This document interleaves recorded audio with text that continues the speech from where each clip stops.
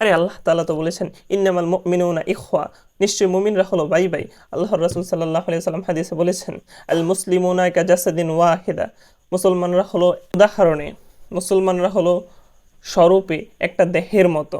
একটা দেহের অংশ যদি আঘাতপ্রাপ্ত হয়, ইনিস্তেকা আইনুহু ইনিস্তেকা কুল্লুহু, তার চোখ যদি আঘাতপ্রাপ্ত হয় তার সমস্ত দেহ আক্রান্ত হয়, তার হাত যদি আঘাতপ্রাপ্ত হয় সমস্ত দেহ আক্রান্ত হয়, তার মাথা বা তার দেহের কোনো একটা অংশ যদি আক্রান্ত হয়, যেভাবে সমস্ত দেহ আক্রান্ত হয়, মুসলমান কোনো একটা মুসলমান একটা মুমিন যদি আক্রান্ত হয়, বুঝতে হবে সমস্ত পৃথিবীর মুসলমান আক্রান্ত।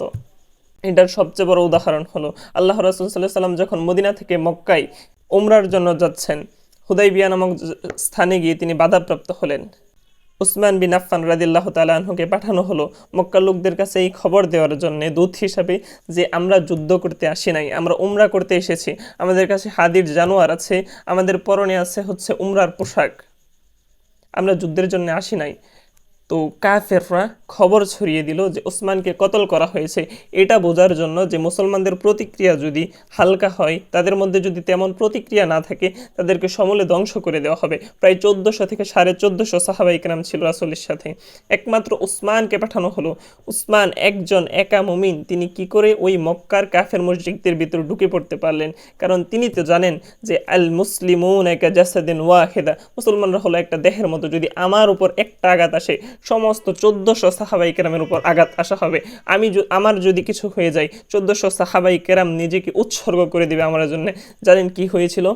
যখন এই খবর রাসূলের কানে আসলো উসমানকে কতল করে দেওয়া হয়েছে, তখন রাসূল সাল্লাল্লাহু আলাইহি ওয়াসাল্লাম ঘর থেকে বের হয়ে গেলেন এবং বললেন ইয়া আসহাবাশ শাজারা, হে গাছের তলের আশ্রয়কারীগণ, সাহাবাই কেরাম তোমরা আসো, আমার কানে খবর এসেছে উসমানকে কতল করে দেওয়া হয়েছে।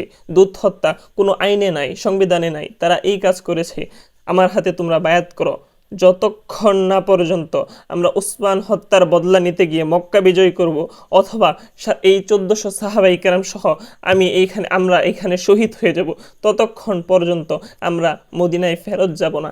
এক উসমানের জন্য 1400 সাহাবাই কেরাম নিজেদের জান উৎসর্গ করতে রাসূলের হাতে একে একে বায়াত দিলেন।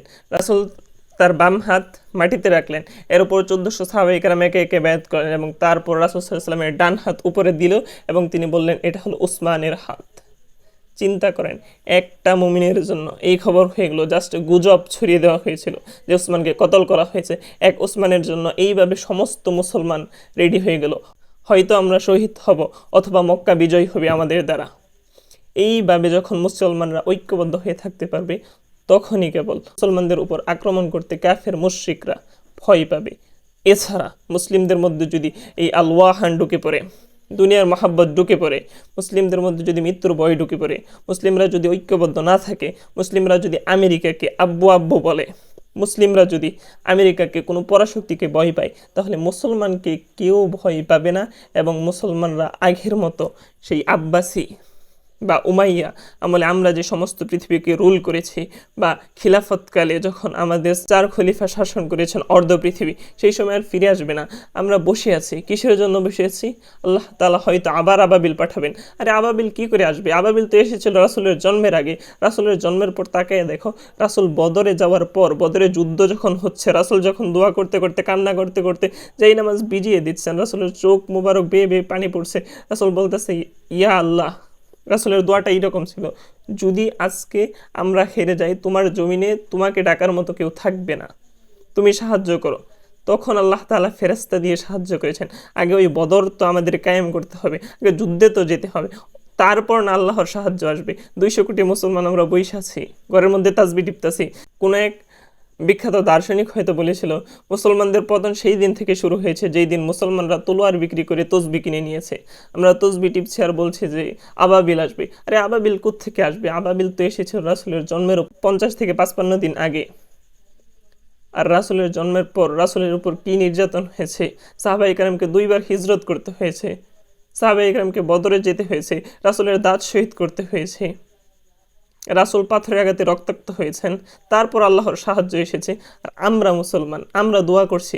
আরে সেদিন দেখলাম মক্কার এক ইমাম, তিনি একটা লেখা পোস্ট করেছেন অথবা বক্তব্য বলেছেন যে আরে রাসূল সাল্লাল্লাহু আলাইহি ওয়াসাল্লাম তো সেই লোক যে লোক দোয়া করলে সবার আগে দোয়া কবুল করা হয়।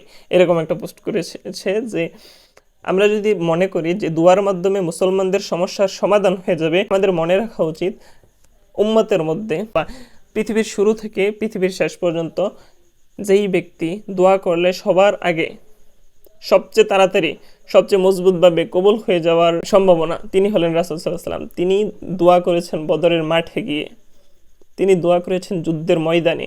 আমরা ঘরের মধ্যে বসে, মসজিদের মধ্যে বসে, এসি রুমে বসে দোয়া করছি আল্লাহ তাআলা আবাবিল পাঠাবেন।